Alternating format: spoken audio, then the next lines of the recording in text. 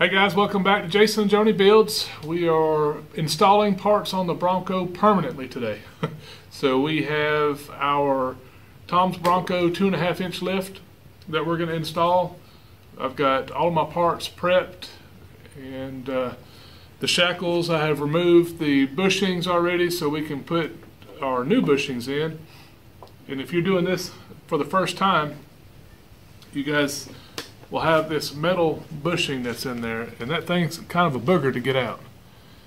And what I did was I used my torch, and basically you just kind of heat, you'll heat inside, and you'll see this thing change colors. It'll get nice bright red. Your shackle isn't heating at the same rate, so if you'll just bump your air, you'll pop right through this thing and you won't damage your shackle. But if you'll just knock you some holes in it on both sides, then you can take a drift pin and just knock this thing right out. But you definitely can't install your new bushings, your new provided bushings, with that in place. So that was just something I did to start with. I've got my rear end housing ready to go in. Got all of our parts here, and then we have the silicone lube that they provided with the kit. And you basically just kind of make sure that the bushings are lubed, and especially the inside of each bushing gets plenty of lube where your bushing in it rides. So I'm calling both of these bushings, but spacer bushing, but one rides in the other, but you need to have this nice and lubed. All right, so we're just going to get started. We'll go ahead and get our bushings put in, our springs and the shackles, and then we can get those hung onto the frame. So with this, it doesn't take much. I'm just going to put a little bit on the outside.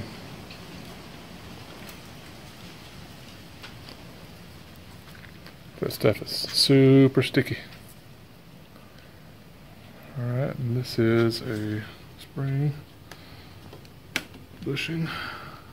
I'm going to do this same thing 8 times.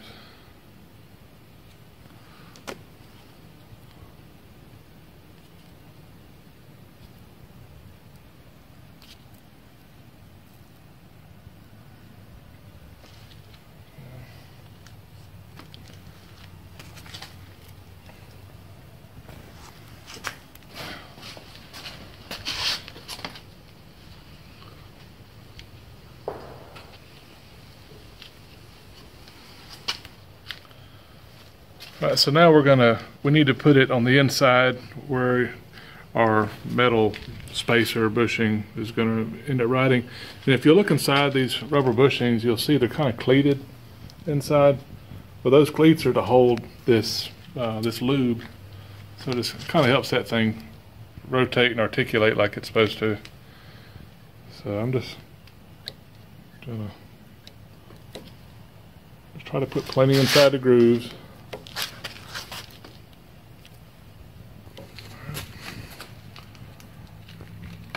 That.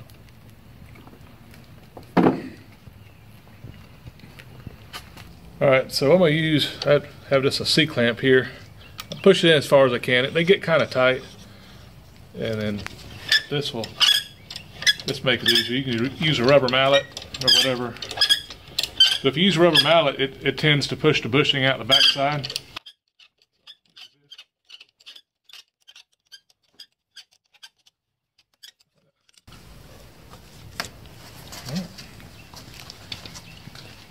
Alright, then so I'm going to do that same thing to the rest of the eyelets on these springs, and then we'll come back and we'll do the rest.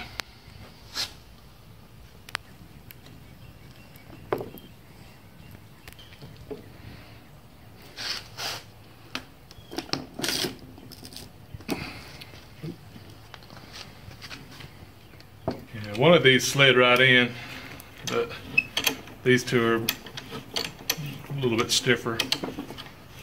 So, like I said, you may get lucky and be able to just push it right in by hand. But this one didn't want to. And here's our shackles. they get the same treatment.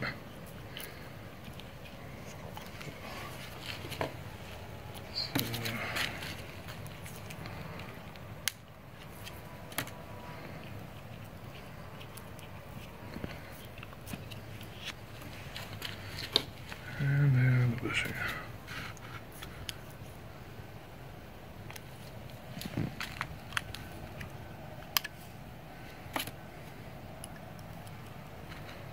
The shackles don't have the ribs like the others, so I'm afraid most of this I put in is just going to push right back out. Yeah, on my hand. Alright, I'm just putting a little bit on the sides of the springs where it articulates.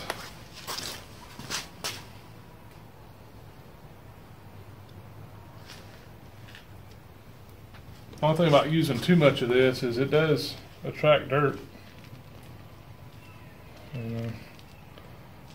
Alright, so we're going to go ahead and install the shackle first, and we'll get that in place.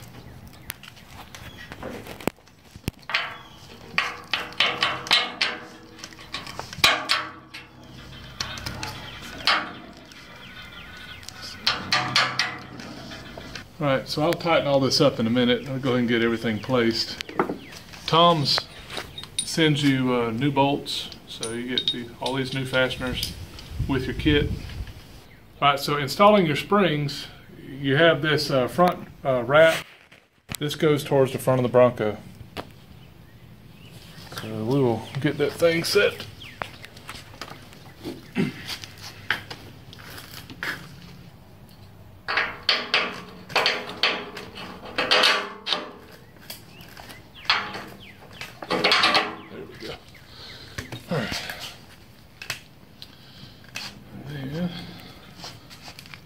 This one.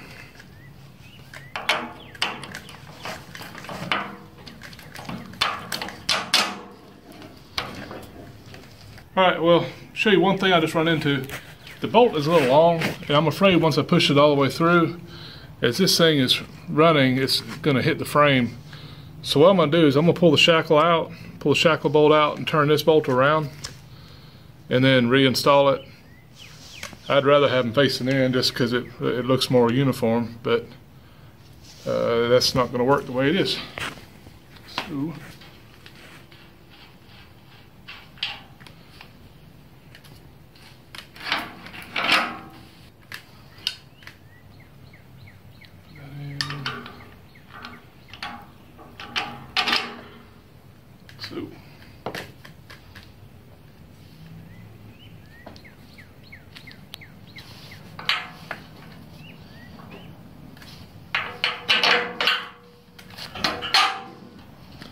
you guys see what I'm talking about now? If it was right in here, this bolt portion will be hitting this.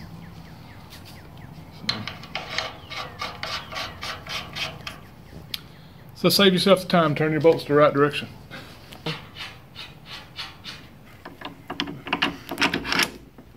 Turn the bolt to the outside.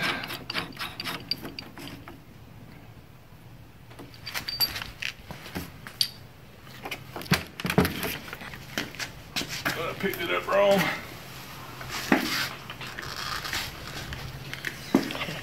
You can cut that out. No way, we're leaving it.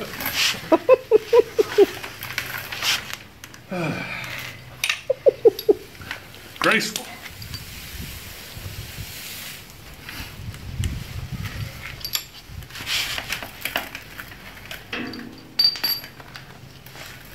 It's a little different. It's a little different when you're trying not to beat up your pretty paint.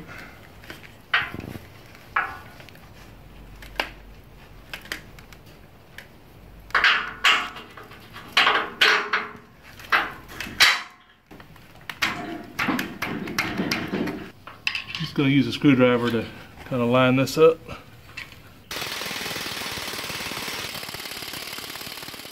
Hey guys, one tip. You know, if I were to put my impact on this outside and I'm sitting there beating on it, you're going to see a big ring where the socket was going.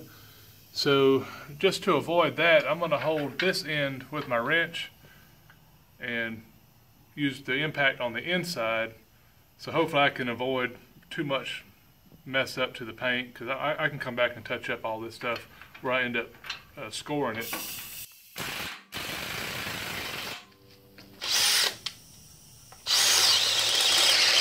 Guys, what I was just doing here was I used a 9/16 drill bit and just kind of open these holes up a little bit, because the alignment pins on the springs were really tight, and I don't want to have to take a hammer and try to make these things fit. So this way they'll slide in just a little bit easier. All right, oh, that's good.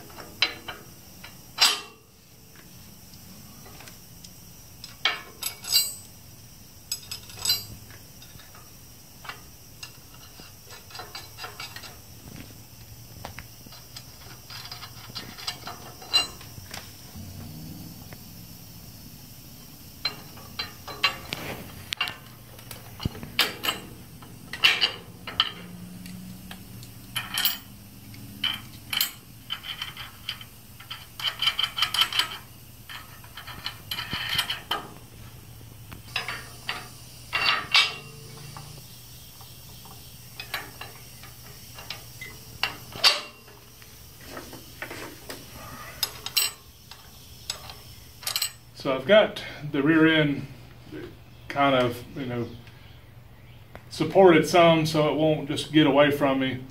What happens is it's so heavy on the front, it'll try to roll out.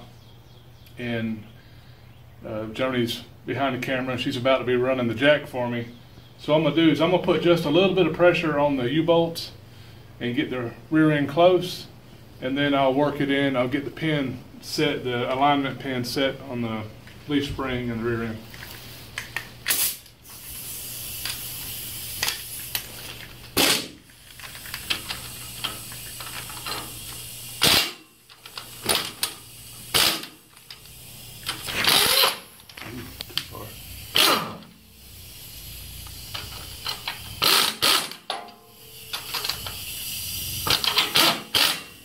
All right, Joni, see how talented you are. All right, jack it up for me. All right, it's up there. It's in there. That's good. You did good, girl. I'm apparently very talented. Operate the camera in. Hold that. You want to make sure you run these down kind of even.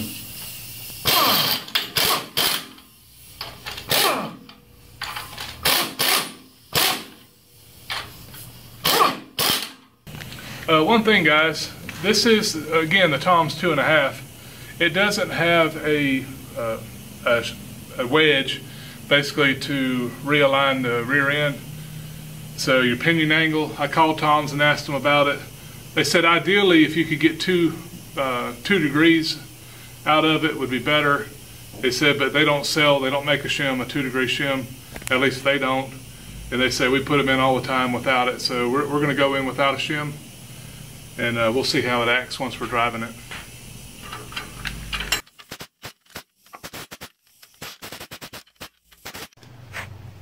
All right, we've got our rear end put in, it's tight, shackle springs.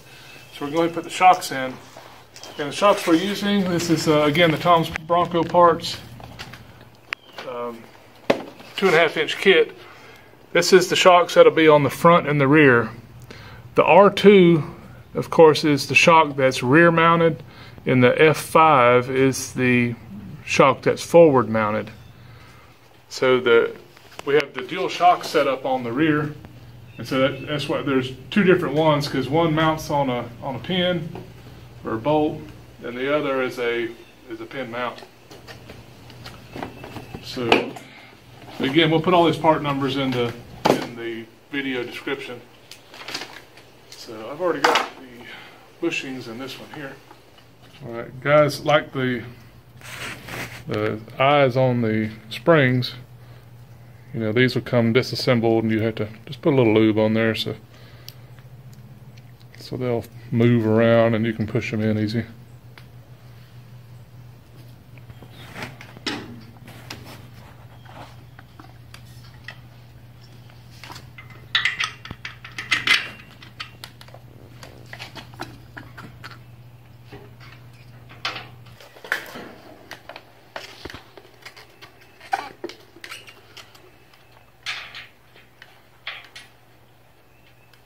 Alright, so you have a washer on the inside and outside.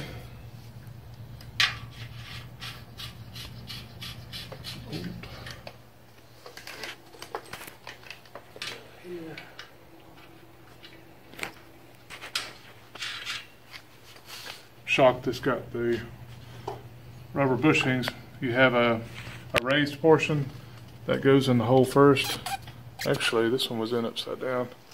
You look at your hole that this is going into. They're made two different ways, so just make sure you orient your bushing the right direction.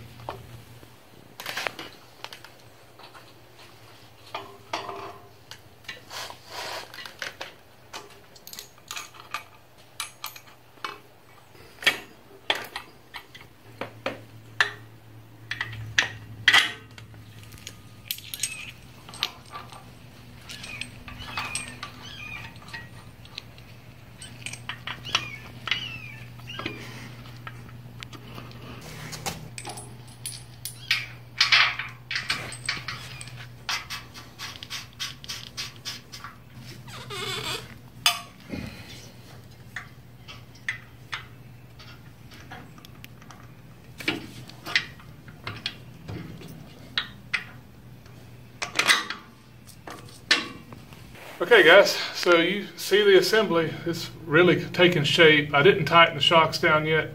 I'm not going to bore you guys with me tightening bolts.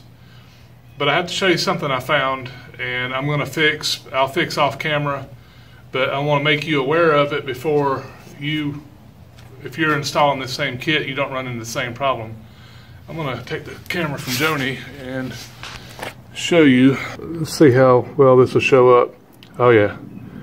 If you look right in there, the spring isn't perfectly on the perch there. It's held off, and it's held off because their alignment pin is too long. You see there, it's bottomed out against the housing. So I'm going to take the springs back loose, pull the let the rear end kind of relax, and then I'm going to have to grind that off. I need to take off, looks like, I don't know, 1/16 of an inch or so. So that thing will bottom out. If I don't do that, we'll have the opportunity for the rear end to walk back and forth, and we sure don't want that. I ground the pin down where it's not touching the axle tube, and as you can see, the spring is pulled all the way down now. So that problem's fixed. So just make sure you check this if you're doing this same kit. I'm not saying they're all going to be that way, but it's definitely worth your time. But make sure you check yours. I hate I missed that, because now I've got to drop this. But it is what it is, and hopefully it saved you guys a little bit of trouble. Well, this thing is really taking shape. It's looking really good. I'm excited to see it starting to look like a Bronco. Because pretty soon I'll have a roller again. We can put the tires and wheels, which I've bought, and hopefully be able to show you guys those here pretty soon. So thank you guys for sticking with me and watching these videos and keeping up with our build here. And I appreciate you guys emailing me and showing me your builds, and quite a few of you guys have emailed me, and I appreciate it. It's always fun to hear from you guys. So we'll see you on the next video. Take care. Stay warm. Bye.